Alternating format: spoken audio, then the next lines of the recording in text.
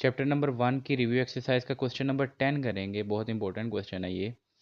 Salma invested ₹3,50,000 in a bank which paid simple profit at the rate of 7.1/4% per annum. After 2 years, the rate was increased to 8% per annum. Find the amount she had at the end of 7 years. अब इस statement को आपने गौर से समझना है। उसने बोला है कि सलमा ने ना एक बैंक में 3,50,000 रुपये जो है ना वो इन्वेस्ट किए हैं, ठीक है, और उसे प्रॉफिट मिला करेगा हर साल इतने परसेंट, 7.1/4% प्रॉफिट मिला करेगा। 2 साल के बाद, ठीक है, 2 साल के बाद जो बैंक वालों ने ना रेट बढ़ा दिया, मतलब 7.1/4 को इंक्रीज करके उन्होंने 8% जो है ना वो प्रॉफिट रेट कर दिया, ठीक है। तो पहले 2 साल उसको इस रेट के मुताबिक प्रॉफिट होता रहा, और अगले जो है वो जितने भी साल उसने इन्वेस्टमेंट रखी उसको 8% के हिसाब से जो है वो प्रॉफिट होगा। अब उसने ये पूछा है कि उसके 7 साल बाद, at the end of 7 years, उसके पास कितनी अमाउंट हो जाएगी, ठीक है। तो इसमें हम क्या करेंगे कि सबसे पहले पहले 2 साल उसको जो इस रेट के हिसाब से प्रॉफिट होता रहा वो फाइंड कर लेंगे। उसके बाद अगले 5 साल, क्योंकि 7 साल की बताना है ना हमने, तो अगले 5 साल उसको 8% के हिसाब से प्रॉफिट होता रहा वो फाइंड कर लेंगे, इनको ऐड करके, और इसमें हम प्लस कर देंगे तो वो टोटल अमाउंट हो जाएगी जो कि 7 ईयर्स के बाद उसको मिलेगी। तो इस क्वेश्चन को सोल्व कर लेते हैं। सबसे पहले सलमा की इन्वेस्टमेंट जो कि है 3,50,000। अच्छा जी, फर्स्ट रेट जो कि उसके 2 साल तक मिलता रहा वो था पर एनम। पर एनम का मतलब होता है सालाना। 1 साल के बाद 7.1/4% उसको जो है प्रॉफिट मिलेगा। तो इसकी प्रॉफिट मनी निकाल लेते हैं हम कि उसको कितना प्रॉफिट हुआ होगा पैसों में। तो आपको पता है कि रेट को अगर हम इन्वेस्ट इससे मल्टीप्लाई करवा दें तो वो प्रॉफिट आ जाएगा, प्रॉफिट मनी, ठीक है।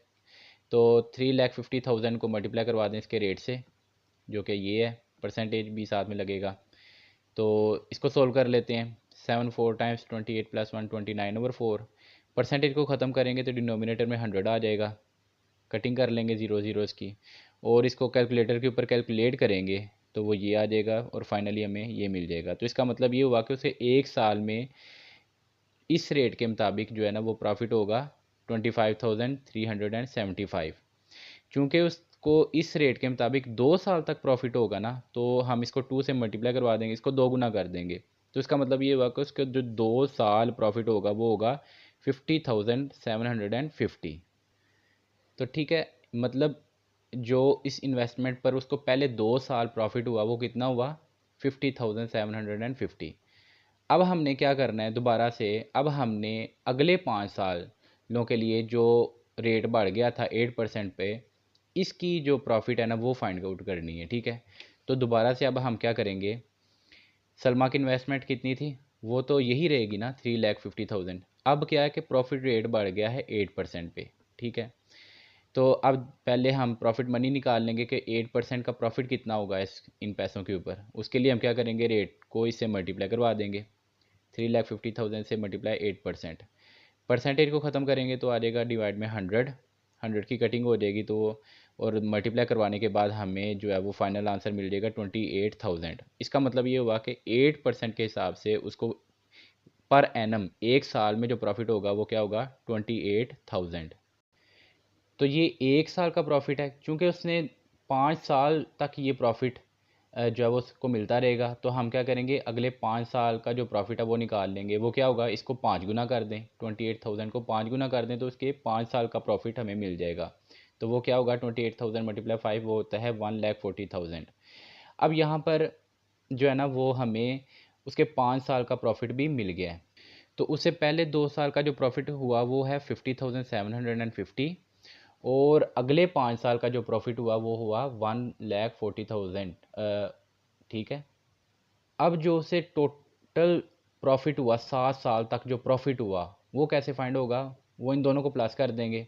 मतलब जो 5 साल तक प्रॉफिट होता रहा इस हिसाब से वो प्लस वो जो 2 साल का प्रॉफिट हमने निकाला था 50,750, इन दोनों को कर देंगे हम प्लस।